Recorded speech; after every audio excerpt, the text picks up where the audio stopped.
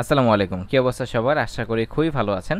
Last ভিডিওতে আমরা আলোচনা করেছিলাম যে আপনার টাইপ কাস্টিং নিয়ে, যে একটা ইন্টিজার টাইপের ভ্যালুকে আপনি কিভাবে ফ্লোটে চেঞ্জ করে ফেলতে পারবেন। একটা স্ট্রিং টাইপের ভ্যালুকে আপনি কিভাবে চাইলে ইন্টিজারে হচ্ছে টাইপ কাস্টিং করে ফেলতে পারবেন সেটা নিয়ে। ওই ভিডিওটা কিন্তু খুবই ইম্পর্টেন্ট, না থেকে থাকলে আমি আই বাটনে ভিডিও লিঙ্কটা দিয়ে দিচ্ছি, সেখান থেকে দেখে নিতে পারেন। আজকে আমরা আমাদের ভ্যারিয়েবল মেকিং নিয়ে খুব ইম্পর্টেন্ট কিছু কথা বলবো।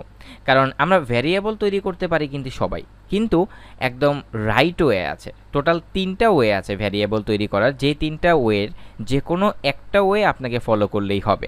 কারণ আপনি যখন কোনো একটা প্রতিষ্ঠানে কাজ করবেন তখন আপনার কোডটা যাতে অন্য প্রোগ্রামাররা বুঝতে পারে, এই জন্য এই টাইপগুলো ফলো করাটা খুবই ইম্পর্টেন্ট। আর যে কোনো একটা টাইপ সবসময় ফলো করবেন। মনে করেন একটা প্রজেক্টে আপনি হচ্ছে 1000-2000 লাইন কোড লিখেছেন, সেখানে অনেক ভ্যারিয়েবল আছে, তো সবগুলো ভ্যারিয়েবল নেম যাতে একটা টাইপের মধ্যে হয়, এটা হলে অন্য প্রোগ্রামারদের আপনার ভ্যারিয়েবল নেমটা বুঝতে সুবিধা হবে। তাহলে চলেন আমরা আমাদের পাইচাম সফটওয়্যারটিতে চলে যাই এটা বোঝার জন্য।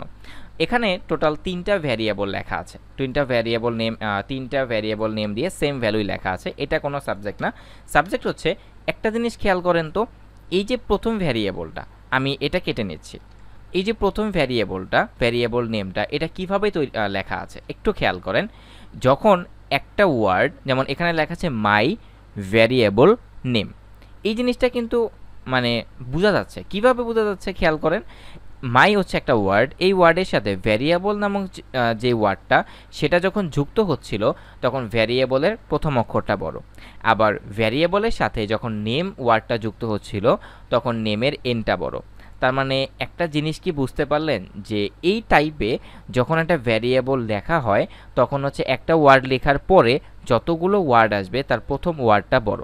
আর এই টাইপটাকে বলা হয় ক্যামেল কেস। এই টাইপটাকে কি বলা হয়? Camel case, CAMAL।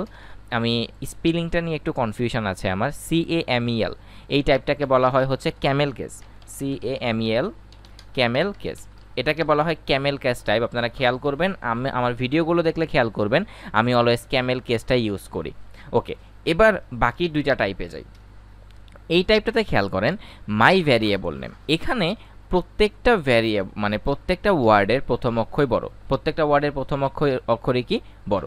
এটাকে বলা হয় প্যাসকেল কেজ। এটাকে কি বলা হয়? Pascal cage. আমি Pascal cage, PASCAL, Pascal cage. এই টাইপটাকে বলা হয় প্যাসকেল কেজ। আর এই টাইপটার ক্ষেত্রে খেয়াল করেন প্রত্যেকটা ওয়ার্ডই ছোট হাতের অক্ষর দিয়ে লেখা এবং প্রতিটি ওয়ার্ডটি আন্ডারস্কোর দ্বারা যুক্ত করা। আর এই টাইপটাকে খুব ইন্টারেস্টিং একটা নাম দেয়া হয়েছে, সেটা হচ্ছে স্ন্যাক কেস। আসলে আমি পার্সোনালি ক্যামেল কেসটা ব্যবহার করলেও আমার কাছে এই স্ন্যাক কেস টাইপিংটাও অনেক ভালো লাগে। কারণ দেখেন এই কেসটাতে একটু মানে সময় লাগে বেশি, কারণ এইখানে আবার একটা আন্ডারস্কোর দিতে হয়, এই জন্য আমি এটা বেশি একটা ইউজ করি না।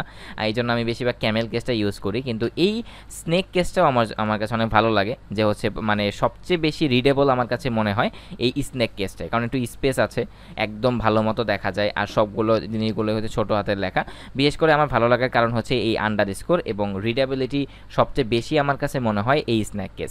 এখন আপনি অ্যাজ আ প্রোগ্রামার হিসেবে এই 3টা টাইপের যে কোনো একটা টাইপ ফলো করাটা উচিত। জিনিসটা এরকম না যে একটা প্রজেক্টের মধ্যে আপনি মাঝে মধ্যে ক্যামেল কেস ইউজ করলেন, মাঝে মধ্যে প্যাসকেল কেস ইউজ করলেন, মাঝে মধ্যে স্নেক কেস ইউজ করলেন। এটা ইউজ করলে কোনো প্রবলেম হবে না, বাট আপনার কোডের রিডেবিলিটিটা একটু মানে অন্যরকম লাগবে। কারণ শুধু তো সেখানে ভ্যারিয়েবল নেম থাকবে না, সেখানে ভ্যারিয়েবল নেম থাকবে, ফাংশন নেম থাকবে, লিস্টের নাম থাকবে, ডিকশনারি, এই জিনিসগুলো আস্তে আস্তে আপনারা শিখবেন। তো এই জন্য আমি বলেছি যে কোনো একটা টাইপ যদি আপনি ভ্যারিয়েবলের জন্য ফলো করেন তাহলে কোনগুলো আপনার ভ্যারিয়েবল নেম এগুলো বোঝার জন্য অনেক সুবিধা হয়। তো এই ছিল আজকের ভিডিও, যা সিম্পল একটা ভিডিও, যে আপনার ভ্যারিয়েবল নেম হচ্ছে 3টা টাইপে তৈরি করতে হয়। কোন টাইপটা আপনার ভালো লাগে সেটা আপনি অবভিয়াসলি খুঁজে নেবেন। আর এর পরবর্তী ভিডিওতে আমরা যেটা আলোচনা করব সেটা হচ্ছে আমাদের Python variable many values to multiple values. তো এই পর্যন্ত ভালো থাকবেন, আল্লাহ হাফেজ।